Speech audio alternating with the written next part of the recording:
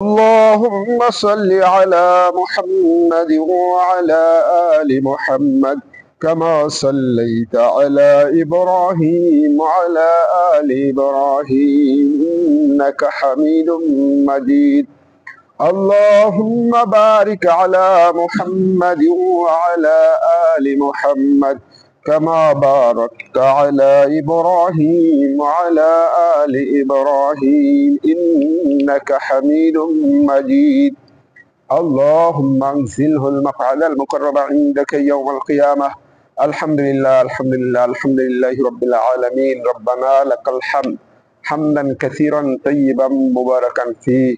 يا ربي لك الحمد كما ينبغي لجلال وجهك وعظيم سلطانك. الحمد لله والسلام على عباده الذين اصطفى. سبحان ربك رب العزة عما يصفون وسلام على المرسلين والحمد لله رب العالمين. السلام عليكم ورحمة الله وبركاته.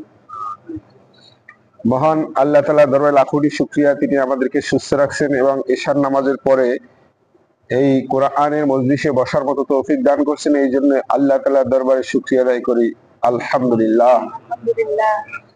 আমরা ধারাবাহিক আলোচনার পর্ব হিসাবে গতকালকে আমরা সূরা নিসার 18 নম্বর আয়াত পর্যন্ত শেষ করেছিলাম। গতকালকার আলোচনার ভিতরে ছিল মৃত্যু, কেউ যদি মারা যায় কে কত অংশ প্রাপ্য পাবে সেই সম্পর্কে আল্লাহ তাআলা এই কোরআনের যে বিধান নাযিল করছেন এইটাই আমাদের সমাজে প্রতিষ্ঠিত আছে, সেইটা সম্পর্কে আমরা বিস্তারিত আলোচনা করেছিলাম। এরপর আরো আলোচনায় আসছিল, আল্লাহ তাআলা বলছেন যে আমার এই যে অংশ বন্টন করে দেওয়ার সিস্টেম, এইটা যদি কেউ না মানে, যদি কেউ এই অনুযায়ী সম্পত্তি ঠিক মতো ভাগ করে নেয় ওরিজিনের মধ্যে, তাহলে সে জান্নাতে যাবে। আর যদি কেউ এটা না মানে, অবাধ্য হয়, তাহলে সে জাহান্নামে যাবে এবং চিরস্থায়ী ভাবে থাকবে। এরপর আল্লাহ তাআলা যে আমাদের চূড়ান্ত যে একটা রহমতের আশার বাণী শুনাইছেন, সেটা ছিল আউযু বিল্লাহি মিনাশ শাইতানির রাজীম বিসমিল্লাহির রাহমানির রহিম ইন্নামাত তাওবাতু আলাল্লাহি লিল্লাযীনা ইয়া'মালুনাস সুআ বিজাহালাতিন। আল্লাহ বলেন ইন্নামাত তাওবাতু আলাল্লাহ, নিশ্চয়ই আল্লাহ তার তওবা কবুল করেন লিল্লাযীনা ইয়া'মালুনাস সুআ বিজাহালা, যারা অন্যায় বশত, ভুলবশত, অজ্ঞতা বশত কি করে অন্যায় কাজ করে ফেলে। সুম্মা ইয়াতুবুনা মিন করিব, এবার খুব তাড়াতাড়ি স্মরণ হওয়ার সাথে সাথে সে তওবা করে, মানে ভুল করে ফেলছে, গুনার কাজ করে ফেলছে, সাথে সাথে তওবা করছে। ফাউলাইকা ইয়াতুবুল্লাহু আলাইহিম, আল্লাহ খুব শীঘ্রই তার তওবা কবুল করবেন। ওয়া কানাল্লাহু আলিমান হাকিমা, আর আল্লাহ হলেন জ্ঞানী এবং প্রজ্ঞাময়। আল্লাহ বলছেন আল্লাহর কাছে তওবার দরজা খোলা, কিন্তু সিস্টেমটা হলে গুনাহ করে ফেলছেন, সাথে সাথে তওবা করতে হবে। ওয়ালাইসাতিত তাওবাতু লিল্লাযীনা ইয়া'মালুনাস সাইয়্যাত, ওয়ালাইসাতিত তাওবা, তার জন্য তওবার বিধান নাই, তার জন্য তওবা কবুল করা হবে না। লিল্লাযীনা ইয়া'মালুনাস সাইয়্যাত, যে অন্যায় খালি করতেই থাকে, তওবার করে না। হাত্তা ইযা হাদারা আহাদাহুমুল মাউত, হাত্তা এমনকি ইযা হাদারা, তার কাছে সে উপস্থিত হয়, আহাদাহুমুল মাউত, তাদের কাছে এসে মৃত্যুর ফেরেশতা আইসা উপস্থিত হয়। ক্বালা ইন্নী তুবতুল আন, তখন সে বলে আমি এখন তওবা করলাম।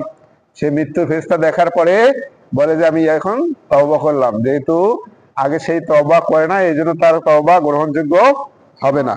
ওয়ালাল্লাযীনা ইয়ামুতুনা হুম কুফফার, আর যারা কাফের অবস্থায় মারা যায় তাদের তওবা কোনোদিন গ্রহণ করা হবে না।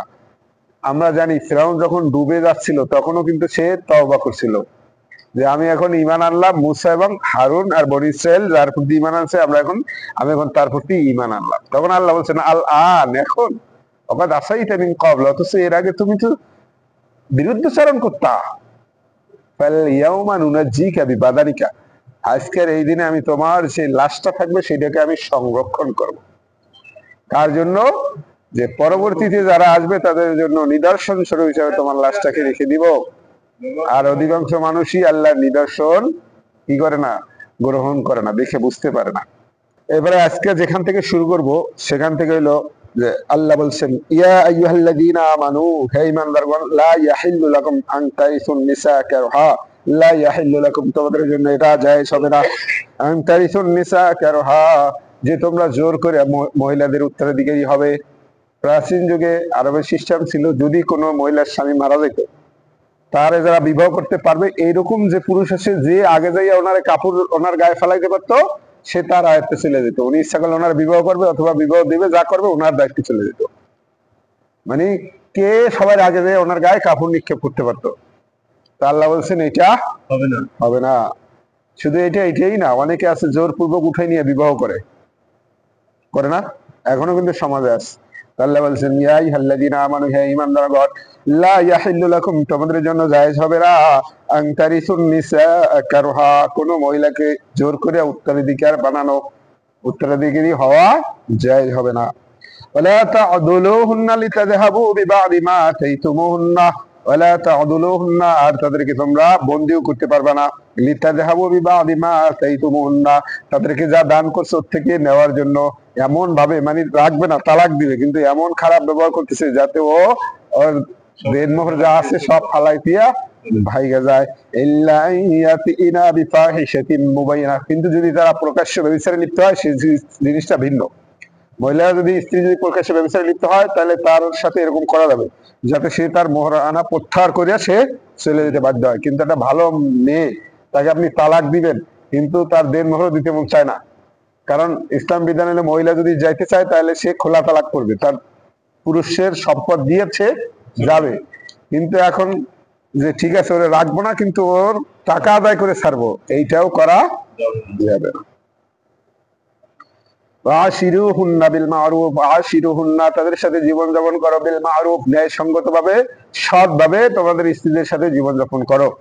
ফাইন কারিতুমুহুন্না, যদি এমন হইতে পারে তোমরা তাদেরকে কোনো বিষয়ে অপছন্দ করো, ফাসা আন তাকরাহুন্না শাইয়া, তাহলে আল্লাহ বলছেন এমন হতে পারে যে তোমরা এমন জিনিস অপছন্দ করতেছো, ওয়া জাআলাল্লাহু ফীহি খায়রান কাসীরা, অথচ আল্লাহ তার মধ্যে কত উত্তম জিনিস রেখে দিয়েছেন। হতে পারে তার একটা গুণের কারণে তোমাদের অপছন্দ হয়, কিন্তু আল্লাহ তার মধ্যে অন্য গুণও রেখে দিতে পারেন, তোমাদের জন্য অনেক ক্ষয়ের বরকত রেখে দিতে পারেন। আল্লাহ চাচ্ছেন যে পৃথিবীটা যদি সুন্দরভাবে চলে।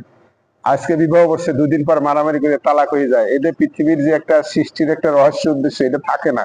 এই জন্য আল্লাহ বলছেন যে তাদের সাথে সৎভাবে জীবনযাপন করো। যদি কোনো জিনিস অপছন্দ হয় তাহলে এমন হইতে পারে তার মধ্যে অন্য কোনো কল্যাণ থাকবে যেটা তোমাদের জন্য খুবই উপকারী হবে।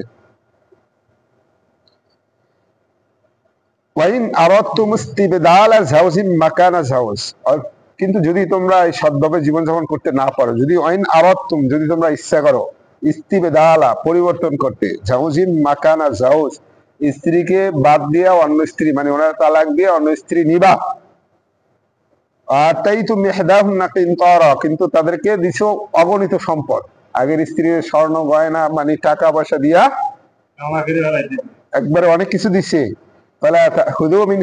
আল্লাহ বলছেন সেখান থেকে কিছু তোমরা নিতে পারবে না। আল্লাহ বলছেন এটা কি তোমরা এমন ভাবে গ্রহণ করবা, বুহতান মানে অপবাদ এবং কঠিন পাপ স্বীকার করেও কি এটা গ্রহণ করবা?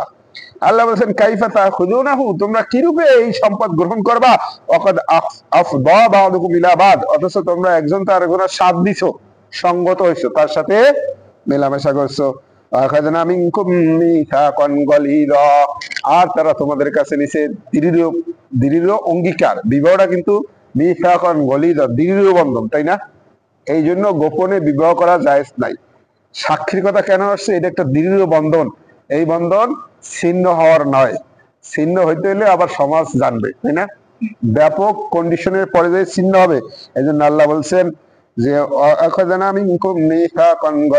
অথচ তো এই নারীরা, তোমার স্ত্রীরা তোমাদের কাছে দৃঢ় অঙ্গীকার নিয়েছিল যে তাকে তুমি স্ত্রী মর্যাদাই দিবে, তাহলে কেন তার থেকে এখন তুমি সেই সম্পত্তি তার থেকে জোর করিয়া কেড়ে নিতে চাও?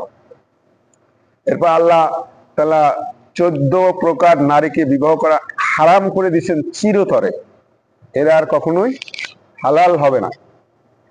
লা তানকিহু মা নাকাহা আবাউকুম মিনান নিসা ইল্লা মা ক্বাদ সালাফ, লা তানকিহু, তোমরা বিবাহ করো না, মা নাকাহা আবাউকুম মিনান নিসা, তোমাদের বাপ দাদারা যাদেরকে বিবাহ করছে একবার উপরে যত দূর যায়, ইল্লা মা ক্বাদ সালাফ, এই বিধান নাজিল হওয়ার আগে যা ঘটছে সেটা ভিন্ন কথা। মানে আগেকার যুগে এরকম ছিল যে সৎ মাকে বিবাহ করত। তাই এক সাহাবী মারা যাওয়ার পরে তার ছেলে ছিল মুহাসিন, বড় ছেলে ছিল, সে চাইছিল তার মাকে বিবাহ করবে। তখন এই ভদ্র মহিলা উনি তো সাহাবী, বলছে যে আমি তোমাকে নিজের ছেলের মতো করেই জানি, এখন তুমি আমাকে বিবাহ করবা, তোমাকে আমি আর স্বামীর মর্যাদা দেবো, এইটা আমার পক্ষে সম্ভব না। তারপর তিনি আল্লাহ রাসূল সাল্লাল্লাহু আলাইহি ওয়াসাল্লামের কাছে গেছেন, ইয়া রাসূলুল্লাহ সাল্লাল্লাহু আলাইহি ওয়াসাল্লাম, তাকে তো আমি ছেলের মতো জানি, এখন সে আমার স্বামী হবে, এই জিনিসটা আল্লাহ কি বলেন? তখন আল্লাহ আয়াত নাযিল করে দিয়েছেন, ওয়ালা তানকিহু মা নাকা আবাউকুম মিনান নিসা, নারীদের মধ্যে তোমাদের বাপদাদারা যাদেরকে বিবাহ করছে পূর্বপুরুষরা, তাদের কাউকে তোমরা বিবাহ করতে পারবে না। ইন্নাহু কানা ফাহিশাতাও ওয়া মাকতা, ইন্নাহু কানা ফাহিশা, জেনে রাখো এটা বড় অশ্লীলতা, ওয়া মাকতা, এবং গুরুতর অপরাধ, এটা গুরুতর অপরাধ, ওয়া সাআ সাবিলা, এবং নিকৃষ্ট পন্থা, নিকৃষ্ট পন্থা। এবার আল্লাহ বলছেন হুরিমাত আলাইকুম, তোমাদের জন্য আমি হারাম করে দিলাম, উম্মাহাতুকুম, তোমাদের মাতাদেরকে বিবাহ করা, অবানাতুকুম, তোমাদের কন্যা সন্তানদের বিবাহ করা, আখাওয়াতুকুম, তোমাদের আপন বোনদেরকে বিবাহ করা, ওয়া আম্মাতুকুম, এবং তোমাদের ফুফু যারা আছে তাদের বিবাহ করা হারাম করে দিলাম, খালাতুকুম, আমাদের খালা রাখি না, আল্লাহ কোরআনের ভাষা, খালাতুকুম, তোমাদের খালাদের বিবাহ করা হারাম করে দিলাম, অবানাতুল আখি, তোমার ভাইয়ের যে সন্তান মেয়ে আছে তাকে, অবানাতুল উখতি, বোনের মেয়েকে বিবাহ করা হারাম করে দিলাম, ওয়া উম্মাহাতুকুম আল্লাতী আরদানাকুম, এবং তোমাদের দুগ্ধ মাতা যারা আছে, ওয়া আখাতুকুম মিনার রাবা, এবং দুগ্ধ বোনকেও বিবাহ করা যাবে না, একবার হারাম। ওয়া উম্মাহাতু নিসাইকুম, এবং তোমাদের স্ত্রীদের মাদেরকে বিবাহ করা যাবে না। প্রায় শুধু শাশুড়ি নিয়ে পালাই যায়, এই পত্রিকায় আসে, কিন্তু শাশুড়ি নিয়ে পালাই যায়, শ্বশুরের সাথে ছেলের বউ ভাইগে যায়, খুবই মারাত্মক। মানে যেখানে হারাম আছে ওইটাকে শয়তান এমন ভাবে ফুটাই তুলে, আল্লাহ বলছেন উম্মাহাতু নিসাইকুম, তোমাদের শাশুড়িদেরকে বিবাহ করা যাবে না, রাবাইবুকুম আল্লাতী ফি হুজুরিকুম মিন নিসাইকুম আল্লাতী দাখালতুম বিহিন্না, আর সেই সমস্ত মেয়েদেরকে যারা তোমাদের ঘরে লালিত পালিত হয়, মানে স্ত্রী আগের স্বামীর বাচ্চা মেয়ে নিয়ে চলে আসছে, এখন এটা তো নিজের বাচ্চা না, তার সাথে বেলাট কানেকশন নাই, এখন সে যদি মনে করে যে না ঘরেই থেকে বিবাহ করবো, আল্লাহ বলছেন বিবাহ করা যাবে না। ওয়া হালাইলু আবনাইকুম আল্লাযীনা মিন আসলাবিকুম, ওয়া হালাইলু আবনাইকুম আল্লাযীনা মিন আসলাবিকুম, এবং তোমাদের যে ঔরজাত সন্তান আছে তাদের স্ত্রীদেরকে বিবাহ করা যাবে না, একবারে হারাম। মানে আপনিও শাশুড়িকে বিবাহ করতে পারবেন না, আপনার বউ তার শাশুড়ির সাথে শ্বশুরের সাথে বিবাহ করতে পারবে না, একদম হারাম, চিরতরে হারাম। এই যে হারাম গুলো আসছে এটা চিরতরে হারাম।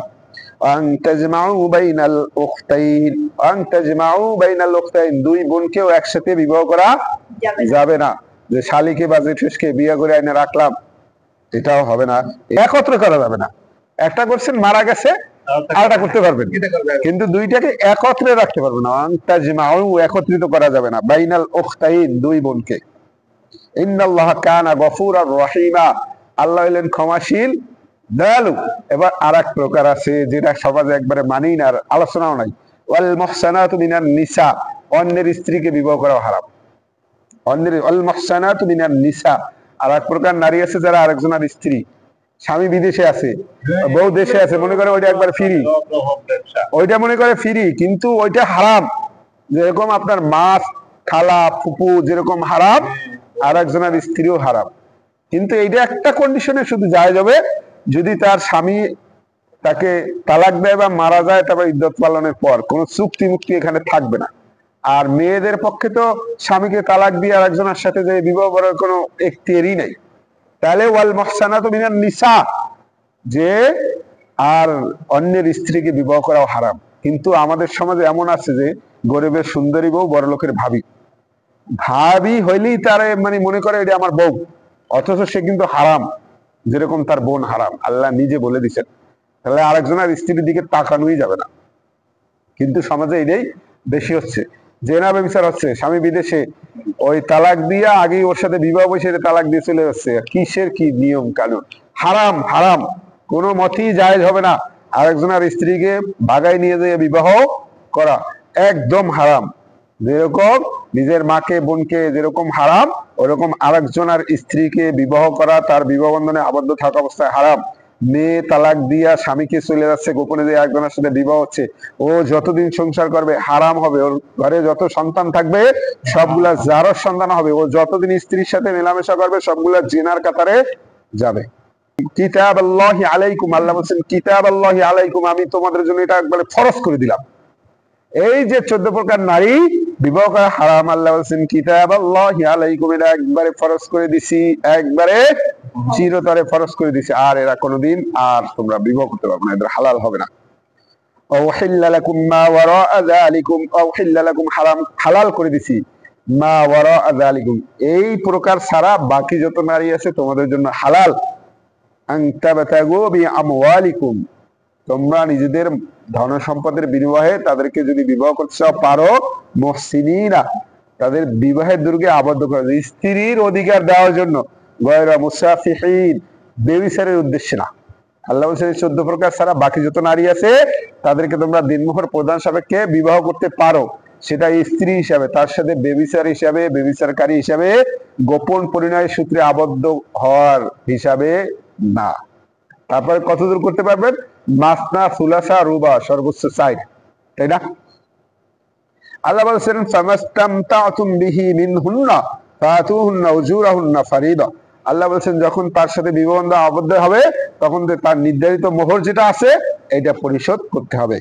আল্লাহ বলছেন ওয়ালা জুনাহা আলাইকুম, একটু ছাড় দিয়ে দিয়েছেন, ওয়ালা জুনাহা আলাইকুম তোমাদের জন্য পাপ নাই, ফিমা তারাদাইতুম বিহি মিন বাদিল ফারিদা, দেন মোহর নির্ধারিত হয়েছে, এরপর যদি দুইজনার সন্তুষ্টির খুশিতে যদি একজন আরেকজনের সাথে সমমিশে যদি কম দাও তাতে কোনো পাপ নাই। আল্লাহ বলছেন আলা জুনাহা আলাইকুম তোমাদের জন্য পাপ নাই, ফিমা তারাদাইতুম বিহি মিন বাদিল ফারিদা, মানে নির্ধারিত হয়েছে দেন মোহর, স্বামী স্ত্রী ভালো সম্পর্ক আছে, স্ত্রী বললো যে আমার এতটা লাগবে না, তোমার যে অবস্থা এতে এত টাকা শোধ করতে পারো না, যাও মাফ করে দিলাম, বা যেটা দাও তুমি এতে আমি খুশি। এই জন্যই কিন্তু আমাদের সমাজে এই সিস্টেমটা আছে যে স্ত্রী মাফ করে দেয়। তা পরবর্তীতে এখন বর্তমানে আবার এই মিডিয়া এবং সোশ্যাল মিডিয়ার কারণে এরা এখন, আগে যারা মাফ করে দিছে তারা আবার নতুন করে দাবি করতেছে যে আমি তখন বুঝতাম না, আমি তখন চাইছি মাফ করে দিছি, তখন তো তোমার ভালো লাগছে বুঝতাম না, কিন্তু এখন আমারটা আমার দিতে হবে, এটা অধিকার। এই মিডিয়ার কারণে আর ইয়ার কারণে এই জিনিসটা হয়েছে। কিন্তু একবার মাফ করে দিলে সেটা চাওয়া কিন্তু জায়েজ নাই। কাউকে আপনি যদি দান করেন আর সেটা যদি ফেরত নিয়ে আসেন, এটা খুবই না মারাত্মক। থুতু নিক্ষেপ করার পর ওই থুতুটা যেরকম খাওয়া যেরকম, এই জিনিসটা এরকম।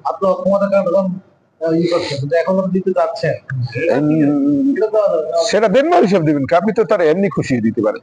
ও চাপটারই বাদ, আপনারে মাফ করে দিচ্ছে, আলহামদুলিল্লাহ সে সব পাইছে। আপনি তারে ভালোবাসে এখন তারে কত কি করে দিচ্ছেন, বিল্ডিং করে দিচ্ছেন, ওখানে আর কয় টাকা ছিল, তাই না? সেটা তো দেনমোহরের কথা বলে উনি মাফ করে দিচ্ছে, সেই সব থেকে মাহরুম করার তার দরকার নাই, আর তারা গুনাহ করার দরকার নাই। আপনি কারো দান করলেন আবার যদি ফেরত চান, এর সাথে আর বড় পাপ কিছু আছে? তাহলে সে ওটা চাবে কেন? আপনি তো তারা এমনি দিতে পারেন, তাছাড়া তো সবই দিয়ে দিচ্ছে এখন। আল্লাহ বলছেন ইন্নাল্লাহা কানা আলিমান হাকিমা, নিশ্চয়ই আল্লাহ তাআলা সবকিছু জানেন এবং তিনি প্রজ্ঞাবান, এই জন্য তিনি এই বিধান নাযিল করেছেন। ইউরিদুল্লাহু লিইউবাইয়িনা লাকুম, ইউরিদুল্লাহ আল্লাহ চাচ্ছেন লিইউবাইয়িনা লাকুম সবকিছু স্পষ্ট করে বলে দেওয়ার জন্য, আল্লাহ চাচ্ছেন সবকিছু পুঙ্খানুপুঙ্খানু তোমাদেরকে আমি বলে দিব। ওয়ায়াহদিয়াকুম সুনানাল্লাযিনা মিন ক্বাবলিকুম, এবং তোমাদের পূর্ববর্তী যারা আল্লাহ লোক ছিল তারা কোন পথে গেছে সেই পথ দেখানোর জন্য তোমাদেরকে আমি বলে দিচ্ছি। ওয়ায়াতুবাল্লাহু ওয়ায়াতুবু আলাইকুম, আল্লাহ বলেন আমি তোমাদেরকে ক্ষমা করে দিতে চাই। ওয়াল্লাহু আলিমুন হাকিম, আল্লাহ হলেন জ্ঞানী এবং সর্বজ্ঞ। আল্লাহু ইউরিদু আন ইয়াতুবা আলাইকুম, আল্লাহ চাচ্ছেন, ইউরিদু আল্লাহ চাইতেছেন, আন ইয়াতুবা আলাইকুম তোমাদের ক্ষমা করতে। আল্লাহ বলেন আমি তোমাদেরকে ক্ষমা করতে চাচ্ছি।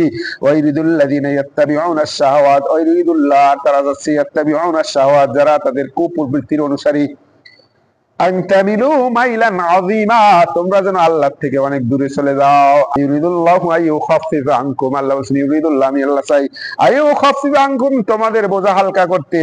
ওয়া খুলিকাল ইনসানু দাঈফা, কারণ আমি মানুষকে সৃষ্টি করছি দুর্বল আকারে, মানুষকে সৃষ্টি করছি দুর্বল আকারে, এই জন্য আমি তোমাদের জন্য বিধানকেও হালকা করে দিতে চাই, সহজ সরল পথে চলবা। মানুষই দুর্বল। দেখেন একটা মানুষ যখন পৃথিবীতে জন্মগ্রহণ করে তার কিন্তু নিজের ব্যক্তিগতভাবে কিছুই করার সামর্থ্য থাকে না। আর অন্য একটা আপনি মুরগির বাচ্চা দেখবেন, ও ডিম থেকে নিজে ফোড়ায় ফোড়ায় বের হয়, বের হওয়ার পরে নিজেই খাওয়া শুরু করে দেয়। গরুর বাচ্চা পড়ার পরে কিন্তু মায়ের দুধ খায়, দৌড়দৌড়ি করে। কিন্তু একমাত্র মানুষের বাচ্চাই অন্তত 10-12 বছর না গেলে ওরে কিছুই করা যায় না। আল্লাহ বলছেন খুলিকাল ইনসানু দাঈফা, আমি মানুষকে সৃষ্টি করছি দুর্বল আকারে, এই জন্য বোঝাও হালকা করে দিতে চাই। এবার আল্লাহ বলছেন ইয়া আইয়ুহাল্লাযীনা আমানু, হে ঈমানদারগণ, লা তাকুলু আমওয়ালাকুম বাইনাকুম বিল বাতিল, লা তাকুলু, তোমরা খাইও না, আমওয়ালাকুম বাইনাকুম বিল বাতিল, একজনের সম্পদ আরেকজন অন্যায়ভাবে খাইও না, ঘুষ আকারেও খাইও না, জোর করিয়াও খাইও না, ইল্লান তাকুনা তিজারাতান আন তারাদিম মিনকুম, যদি দুইজনের সম্মতিক্রমে কোনো ব্যবসা করো তাহলে সেটা বৈধ হবে। নরমালি একজনের সম্পদ একজনে গ্রাস করা যাবে না, কিন্তু আবার যৌথ ব্যবসা জায়েজ আছে। যে ঠিক আছে আপনার টাকা আমার ব্যবসা, আমি ব্যবসা করব, আপনাকে দেবো 30%, আমি দেবো 70%, বা দুইজনে একত্রী, আপনিও কেশিয়ার থাকলেন আমরা একসাথে করলাম, এইগুলা জায়েজ। ওয়ালা তাকতুলু আনফুসাকুম, ওয়ালা তাকতুলু, তোমরা হত্যা করো না, আনফুসাকুম, নিজেদেরকে, তোমরা নিজেরা আত্মহত্যা করো না। আল্লাহ বলছেন তোমরা নিজেদের জীবনকে নিজেরা ধ্বংস করে দিও না। ইন্নাল্লাহা কানা বিকুম রহিমা, জেনে রাখো আমি আল্লাহ তোমাদের প্রতি খুবই দয়ালু। তোমরা একবারে হতাশ হয়ে যাও না, এই পৃথিবীর বোঝা সামলানো এবং পরকালে চিন্তা করে নিজের জীবনকে নিজে ধ্বংস করে দেও না, এই জন্য আত্মহত্যা করা হারাম। আল্লাহ বলছেন ওয়ালা তাকতুলু আনফুসাকুম, তোমরা নিজেরা নিজেদেরকে খুন করো না। ইন্নাল্লাহা কানা বিকুম রহিমা, জেনে রাখো আমি আল্লাহ তোমাদের প্রতি দয়াশীল। আমাকে তোমরা কঠিন আকারে জানো না, আমি আল্লাহ হলাম রউফুর রহিম, তোমাদের প্রতি দয়ালু এবং প্রেমময়। আমি আল্লাহ তোমাদের ভালোবাসি, খালি ক্ষমা চাও, অন্যটাও ক্ষমা করে দেবো, আর আমার কাছে চাও, আমি দুনিয়ার বালা মুসিবত সব থেকে আসান দিয়ে দেবো। আল্লাহ বলছেন আমি তোমাদের প্রতি দয়ালু, তুমি নিজেকে নিজে ধ্বংস করে দিও না। যে এরকম নিজে হত্যা করবে, যদি কেউ আত্মহত্যা করে, সীমা লঙ্ঘন করে, আল্লাহর বিধান না মাইনা সীমা লঙ্ঘন এবং অন্যায় ভাবে হত্যা করে, ফাসাউফা নুসলিহি নারা, আল্লাহ বলছেন তাকে আমি অচিরে জাহান্নামের আগুনে পোড়াবো। কানা যালিকা আলাল্লাহি ইয়াসীরা, আর জেনে রাখো আমি আল্লাহ, আমার জন্য এটা সহজ, তাকে শাস্তি দেওয়ার জন্য। যারা আত্মহত্যা করবে তাদের কিন্তু জানাজার নামাজও পড়ার নিয়ম নেই, তাদের জানাজা পড়া যাবে না, কারণ আল্লাহ বলছেন যে ফাসাউফা নুসলিহি নারা, ও জাহান্নামে যাবে। কানা যালিকা আলাল্লাহি ইয়াসীরা, এটা আল্লাহর জন্য সহজ, মানে ওর জন্য জাহান্নাম নির্ধারিত হয়ে গেছে কাফেরের মতো, এই জন্য জানাজা পড়া আবেগে, কিন্তু জানাজা পড়া নিষেধ। যে আত্মহত্যা করবে তার জানাজা পড়া নিষেধ। আল্লাহ বলছেন এরপরে আল্লাহ একবার বিধান সহজ করে দিয়েছে, ওই যে বলছেন না আমি আল্লাহ তোমাদের বিধান হালকা করতে দেয়, এজন্য আল্লাহ বলছেন ইনতাজতানিবু কাবাইরা মা তুনহাউনা আনহু, ইনতাজতানিবু, যদি তোমরা খালি বিরত থাকতে পারো, কাবাইরা মা তুনহাউনা আনহু, তোমাদের যে বড় বড় গুনাহ করার ব্যাপারে আমি নিষেধ করছি সেইগুলা থেকে যদি বিরত থাকতে পারো, নুকাফির আনকুম সাইয়াতিকুম, তোমাদের যত ছোট ছোট গুনাহ আছে আমি সব মাফ করে দিব, তোমরা হতাশ হয়ে যাইও না। বড় বড় গুনাহ, মানুষ হত্যা করা, শিরক করা, আমরা সবাই জানি বড় বড় গুনাহ কি, জিনা করা, চুরি করা, মিথ্যা সাক্ষী দেওয়া, সুদ, ঘুষ, এগুলা সচরাচর একজন যে সহজ সরল পথে থাকবে ইমানদার ব্যক্তি, আল্লাহ বলছেন শোনো তোমরা নিজেদেরকে হত্যা করো না, আমি দয়ালু। ইনতাজতানিবু, যদি তোমরা বিরত থাকতে পারো, কাবাইরা, বড় গুনাহ থেকে, মা তুনহাউনা আনহু, যেগুলো আমি তোমাদেরকে নিষেধ করে দিছি, নুকাফির আনকুম সাইয়াতিকুম, আমি আল্লাহ তোমাদের যে বাকি ছোট ছোট যত গুনাহ আছে এগুলো সব মিটিয়ে দেব, মাফ করে দিব। আর তোমাদেরকে আমি সেই সম্মানিত স্থানে প্রবেশ করাবো। আল্লাহ বলছেন যে সব গুনাহ মাফ করে দেবো যদি বড় গুনাহ থেকে বিরত থাকতে পারো, আর সম্মানিত জায়গায় প্রবেশ করাবো। ওয়ালা তাতামান্নাউ মা ফাদ্দালাল্লাহু বিহি বা'দুকুম আলা বা'দ, ওয়ালা তাতামান্নাউ, তোমরা কামনা করো না, মা ফাদ্দালাল্লাহু বিহি বা'দুকুম আলা বা'দ, তোমাদের একজনের চাইতে আরেকজনের যে মর্যাদা দিছি, তাকে টাকা পয়সা বেশি দিছি, বড় পদ দিছি, বড় মর্যাদা দিছি, সেইটা তোমরা একজনের আরেকজনেরটা কামনা করো না। এবার আল্লাহ বলছেন ওয়াসআলুল্লাহ মিন ফাদলিহি, আমার কাছে চাও, আরেকজনেরটা দেখে হিংসা বিদ্বেষ করো না, তুমি আল্লাহ আমার কাছে চাও, আমি দিব। আল্লাহ বলছেন ওয়াসআলুল্লাহ মিন ফাদলি, যদি চাও আল্লাহর কাছে চাও, আরেকজনকে তোমার সাথে একটু বেশি মর্যাদা দিয়েছি তারটা দেখে তুমি আফসোস করো না, হতাশ হয়েও না, নিজেকে শেষ করে দেও না, তোমার কি লাগবে, আমি আল্লাহ আমার কাছে চাও। আল্লাহ যেন আমাদেরকে এই কোরআন বোঝার এবং এই যে আমল করার তৌফিক দান করুন, আমিন। আল্লাহ আমাদের ক্ষমা করে দেন, আমিন আমিন। সুবহানাকাল্লাহুম্মা বিহামদিকা আশহাদু আল্লা ইলাহা ইল্লা আনতা আস্তাগফিরুকা ওয়া আতুবু ইলাইকা।